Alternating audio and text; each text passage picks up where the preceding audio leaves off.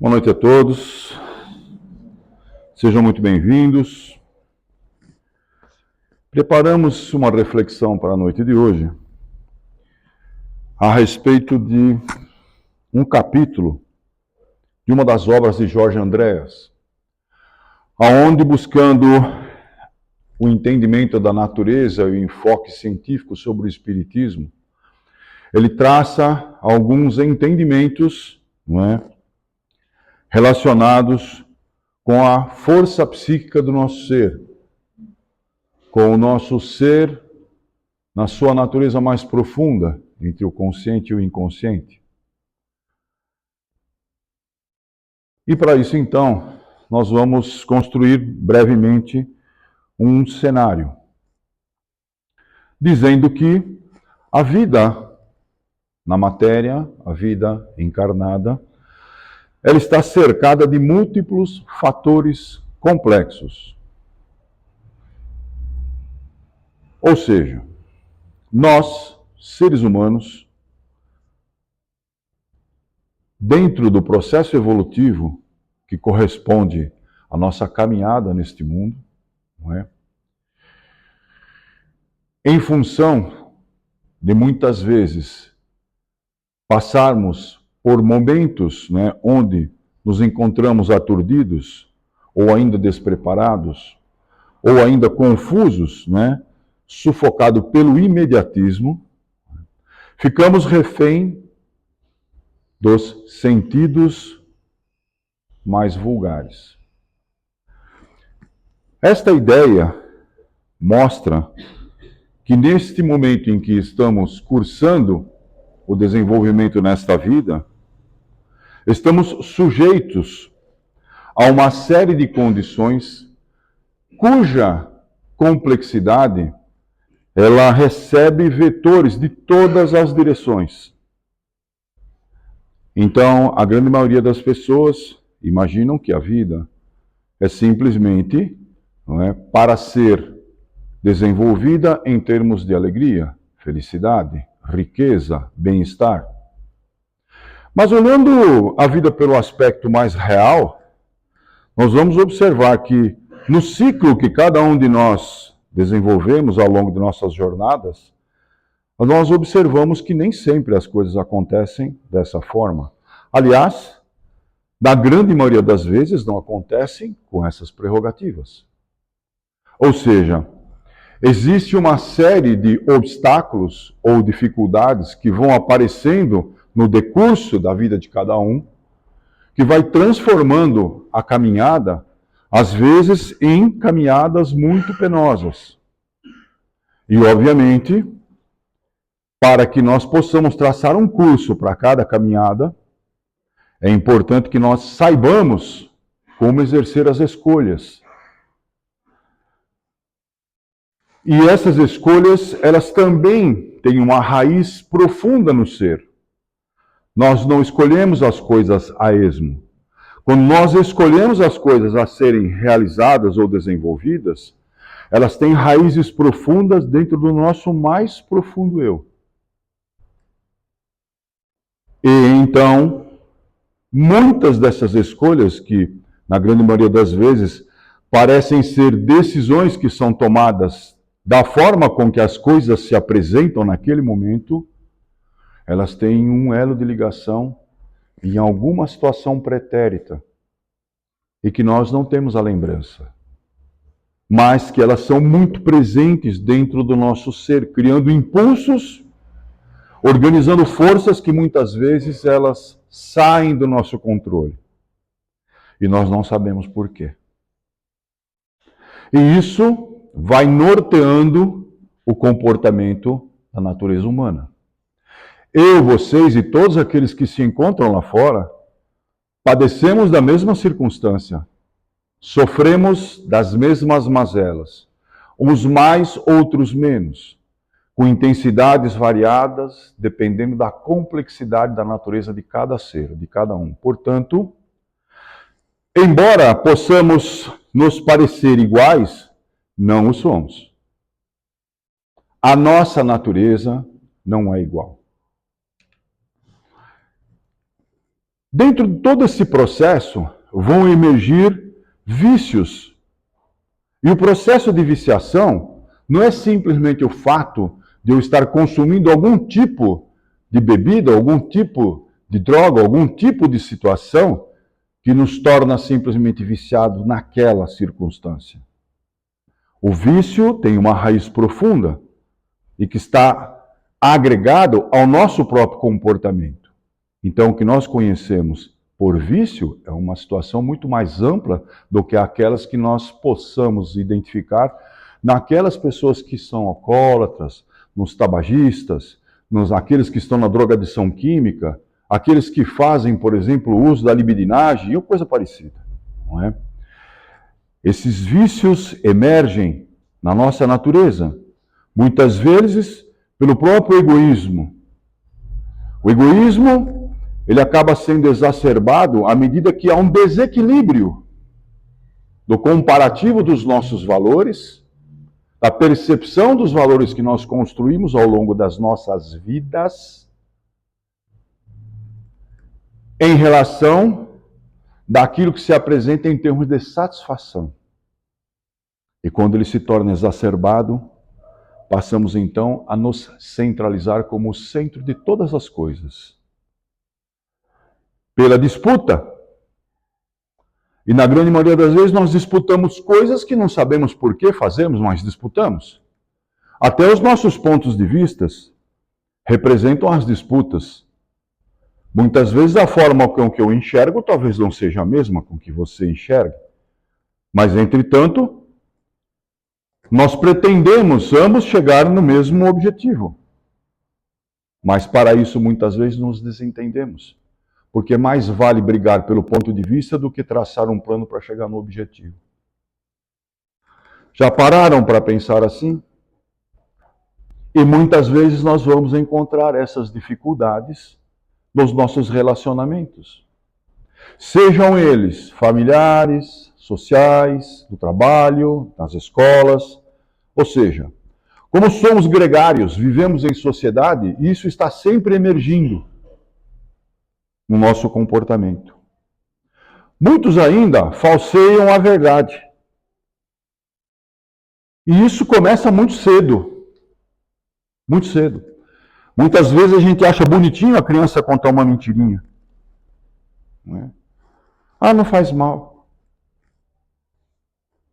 Realmente, pode até não fazer mal. Mas se tornar um hábito, se ninguém cuidar disso, nós só estamos fortalecendo algo que não está aqui, mas algo que está no interior da natureza do ser. E talvez esses reflexos que estão emergindo nesta fase são reflexos oriundos de situações que estão desequilibradas num passado mais distante do que a própria reencarnação. Ou ainda pela própria imprudência. A leviandade leva à imprudência. E na grande maioria das vezes, essa imprudência, ela se torna um ato contínuo das coisas que fazemos. E nós vamos identificar muito situações como essa sempre nos outros, nunca em nós mesmos. Porque é muito mais fácil nós olharmos para o umbigo dos outros do que abaixar, virar a cabeça e olhar para o próprio umbigo. Mas eu não estou dizendo coisas dos outros. Eu estou dizendo, isso acontece com todos nós, inclusive comigo. Porque nós somos oriundos da mesma matéria, não é? Somos oriundos da mesma criação. Embora em épocas diferentes, somos oriundos do mesmo berço. Tudo isso leva à construção de comportamentos. Os comportamentos são construídos exatamente não simplesmente porque escolhemos fazer algo em prol de alguma meta, de algum objetivo, de alguma circunstância ou de alguma situação. Esses comportamentos eles vão surgir oriundos desse primeiro momento em que mostrei a vocês, onde o ego impera, onde a leviandade pode estar presente, onde a própria disputa não se consegue afastá-la das relações, não é? E esse comportamento, então, ele pode gerar agressividade. Então, numa relação onde os dois acham certo aquilo que pensam, onde os seus valores eles não conseguem se fundir para chegar num processo ou num bem comum, a disputa pode levar realmente a um processo de agressão. Quem tem a razão? O objetivo não é entender quem tem a razão. O objetivo é se autodescobrir do porquê que esta razão levaria a um comportamento de disputa, tendo um desfecho na agressividade. Isto é patente em qualquer tipo de relação. Muitas pessoas, e a grande maioria delas, e nós estamos incluídos nesse conjunto, às vezes pensam assim, os culpados não escaparão. Mas quem tem culpa? Aquele que tem a razão? Ou aquele que está tentando discutir a respeito da sua própria razão? E quando algo de errado está apontado, então elege-se o culpado. O importante não é resolver a questão, mas sim achar quem tem a culpa. E isso faz parte da nossa natureza. Infelizmente. Não é? E aí então as leis se tornam severas. Não é? Achamos o culpado, agora vamos puni-lo. Então as leis elas vão ser brutas. Não é verdade? E quando não tem solução, chegamos à conclusão que a vida responsabilizará os agressores. Ah, o que você fez hoje, você vai receber em dobro, você vai ver. Nós somos juiz de quê? Dos nossos valores? Da situação social? Não é? E, logicamente, né, imaginando que a vida responsabilizaria os agressores, estaríamos responsabilizando a vida por ter uma reação natural, decorrente de uma reação, né, de uma ação desencadeada, criando juízo de valor. Ora, é muito melhor nós pararmos, refletirmos, não é? E não exercermos o juízo de valor. Porque à medida que nós fazemos isso, nós nos tornamos tão verdugos quanto aqueles que talvez estivessem atuando contra nós todos. Esta circunstância não é uma circunstância do momento em que vivemos agora. Essa condição não trazemos desse momento. Essa condição está inserida dentro da profundidade do nosso eu. Ou seja, é como se trouxéssemos, então, uma bagagem. Porque nós, seres humanos, nós somos como uma célula de consciência única. A consciência de cada um que aqui se encontra não pode ser dividida. Não pode ser compartilhada. É única, portanto é propriedade de cada um. E olhando cada um de nós como essa condição, nós podemos observar sempre que, né, a consciência sempre e o ser humano sempre serão atingidos pela reação e resposta de que faz parte. Então não existe nada que fará acontecer uma resposta em relação à reação que não este mesmo procurou a reagir e obter a sua própria resposta. Então, nós somos resultado daquilo que escolhemos. Se escolhemos bem, teremos resultados bons. Se escolhemos mal, teremos maus resultados. Não há ninguém para nos punir. A punição cabe dentro do eu de cada um. Há uma lei que se encontra dentro do próprio processo da consciência do ser humano. E esta lei, ela acaba representando a sua própria vida. Então, quando nós falamos assim, existe uma lei divina? Sim, existe. o dom da vida. O simples fato da vida, seja ela operada no plano espiritual ou vivenciada no plano material, é uma permissividade da inteligência divina. A lei se encontra mergulhada nela. E há uma passagem, num dos livros de Kardec, onde que se pergunta ao espírito, não é? Aonde está escrita a lei de Deus? E ele responde que a lei de Deus está escrita na consciência de cada um. Ora, partindo da premissa que isso seja verdade, então cada um aqui sabe qual é a lei que opera no seu ser. Portanto, quando escolhemos errado, ou quando erramos, sabendo que de verdade o resultado vai ser ruim, nós estamos desrespeitando a própria lei que está em nossa consciência.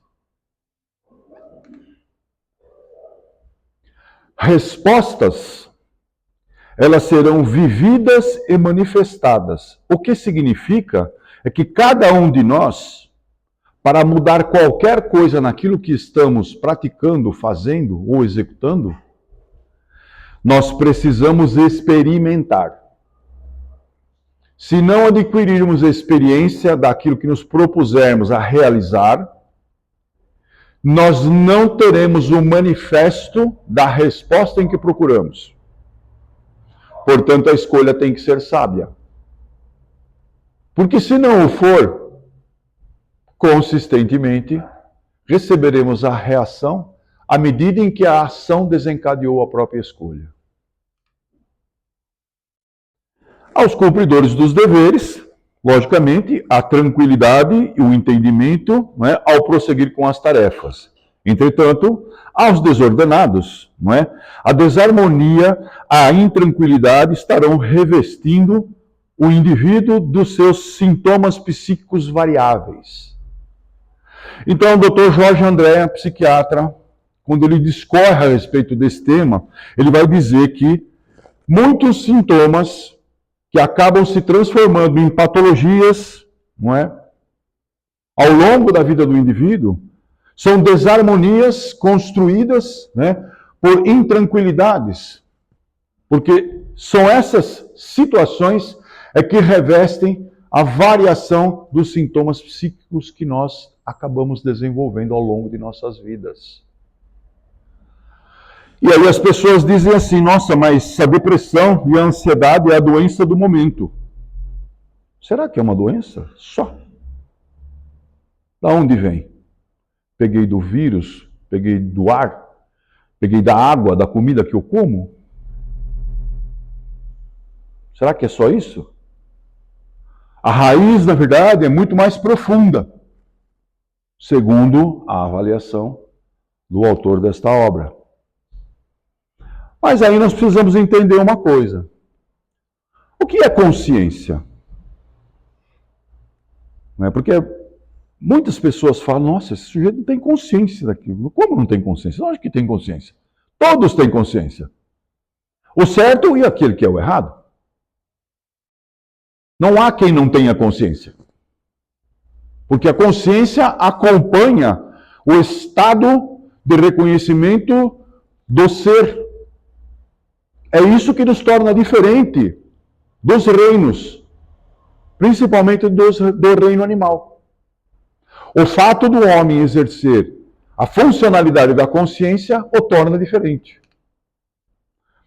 Leon Denis, em uma de suas obras, ele vai discorrer brevemente, e eu só peguei uma frase. Então ele diz que consciência não é somente a faculdade de perceber. Porque ter consciência de algo é realmente perceber que algo existe.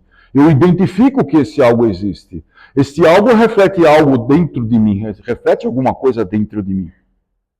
E eu tomo, então, consciência da existência desse algo. Entretanto, não é só isso.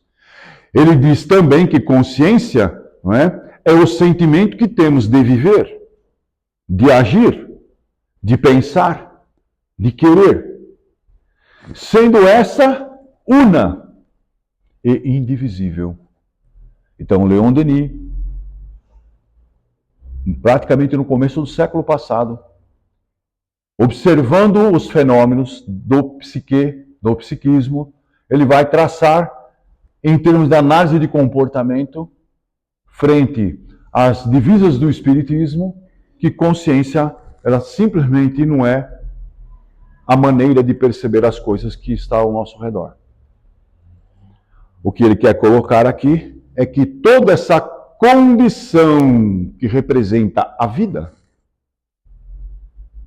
faz com que a consciência não seja simplesmente um fato ou um fator de identificação do meio.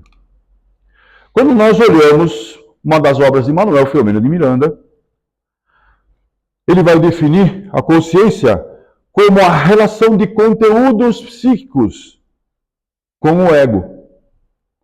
E para isso ele cita Jung. E à medida que esta relação é percebida pelo ego. Então veja que não há como ter consciência e não ter o ego. A psicologia, nos modos mais recentes, trabalha que o ego encontra-se no centro da consciência.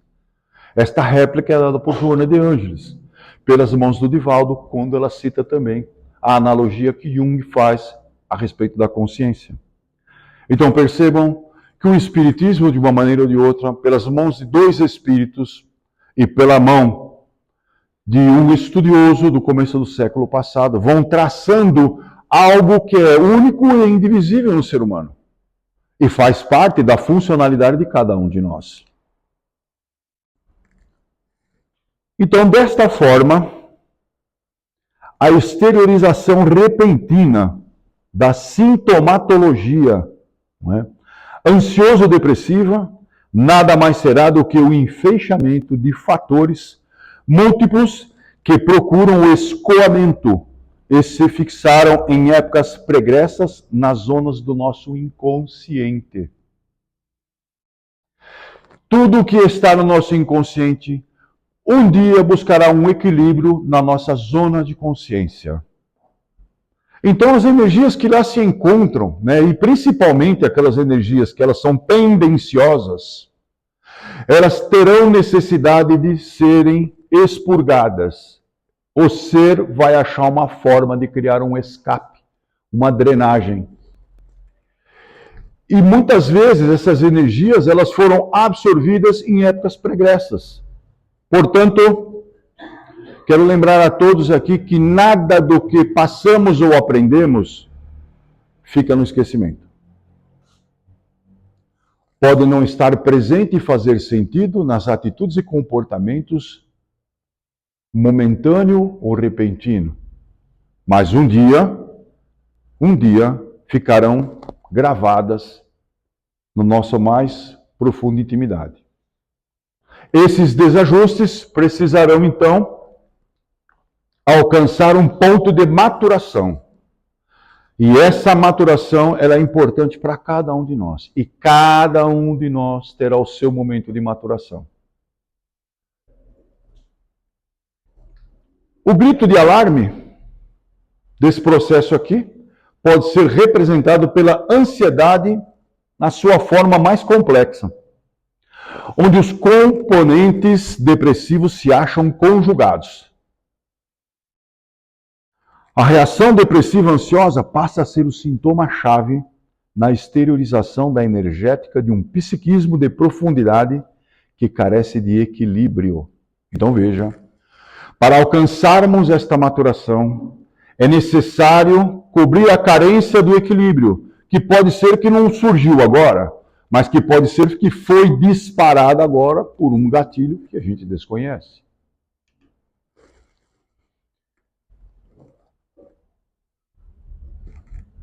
A situação que leva à experimentação e à colheita dos resultados estão baseadas no autodescobrimento e na busca do equilíbrio com base nesse autodescobrimento. E assim nós vamos observar que precisa haver um esforço para a aquisição de experiência. Por mais que nos sintamos apartados do meio, ou onde o desânimo nos pega ou nos abala, nós precisamos nos esforçar suficientemente para romper esta condição e buscarmos então a aquisição de novas experiências, porque cada experiência revelará a descoberta de uma faceta que é importante para o polimento desse desarranjo que se encontra na nossa natureza mais profunda, seja ela no inconsciente, migrando para o consciente e vice-versa. Lembrando que tudo que hoje está consciente para nós, um dia será transformado em sentimentos. E esses sentimentos farão parte desta coleção de resultados no nosso inconsciente, depois que partirmos e deixarmos este corpo aqui. Ou seja, nada se perde.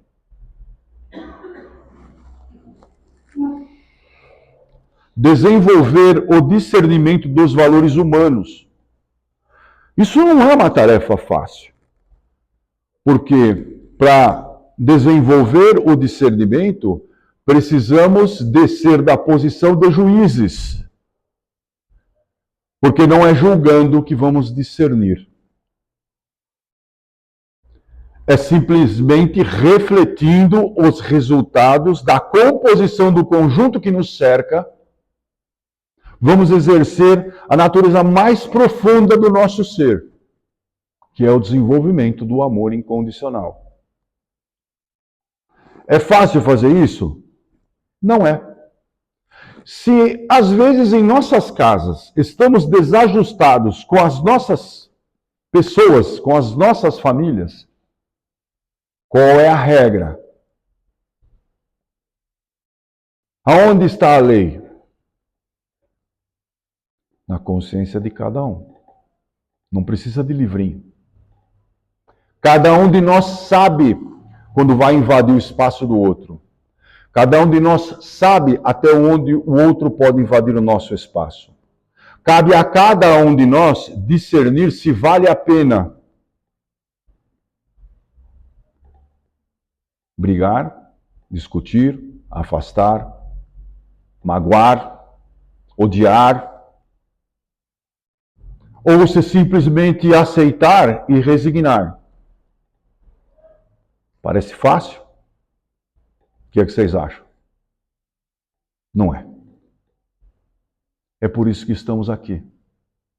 Todos nós, cada um com a sua missão, cada um com o seu desenrolar, cada um com as suas escolhas, cada um com os seus sofrimentos, com as suas alegrias, com a felicidade desenvolvida ao longo de cada escolha realizada. Fazer a aquisição da verdade amadurece o ser humano. Mas qual é a verdade? O que é verdade para mim, relativamente poderá não ser para você. Ou para você, ou para a senhora. Cuidado com a verdade. Porque a verdade fere os ouvidos e cega os olhos mais lindos. A verdade é amarga e rude ao paladar. Adágio árabe. Mas a verdade amadurece o ser humano. Que acaba elegendo-a, não é? E acaba se habituando à sua força libertadora. Não tem passagens bíblicas que diz que conhecendo a verdade terás a libertação? Eu não posso revelar a tua verdade. Mas você pode revelar a verdade para si mesmo. Trabalhar as questões que levam o amor como força co-criadora, ao invés da prática do juízo de valor. Então veja, o amor é uma força co-criadora. O que significa isso? Não é? O que Joana de Ângeles quis dizer com isso? Que a cocriação, ela é uma funcionalidade de nós, espíritos criados pela inteligência divina. Nós não criamos, nós co-criamos, porque nós somos frutos da criação. Tudo que é nosso fruto é co-criado. E nós co-criamos para que um dia a nossa proximidade e frequência possa repousar junto à mente divina, junto à angelitude. O fenômeno da autoconsciência consiste no conhecimento lógico do que fazer e como executá-lo. Inteligência emocional. Todos que aqui se encontram têm inteligência. Inteligência, ela é uma propriedade do espírito. Não há seres que não são inteligentes entre nós. A partir deste momento, trabalhando a inteligência dentro do nosso campo emocional, significa trabalhar a construção de novos valores, o que não é uma coisa simples, porque nós temos que nos permitir experimentar. E quantos daqui estão dispostos a experimentar? Quantos lá fora estão dispostos a experimentar? Quantos não estão recolhidos dentro da sua ansiedade, do medo de realizar as coisas? Eu quero lembrar uma coisa a todos que aqui se encontram, que o medo, ele tem o mesmo potencial da condição de ansiedade. Entretanto, o medo eu reconheço de onde vem, mas a ansiedade não. Porque o ansioso vive um futuro que não aconteceu. E o medo, ele norteia a minha direção porque algo me faz temer porque não fui bem sucedido em relação àquilo. Mas a sensibilidade depressiva e ansiosa, ela é fruto originado no mesmo processo.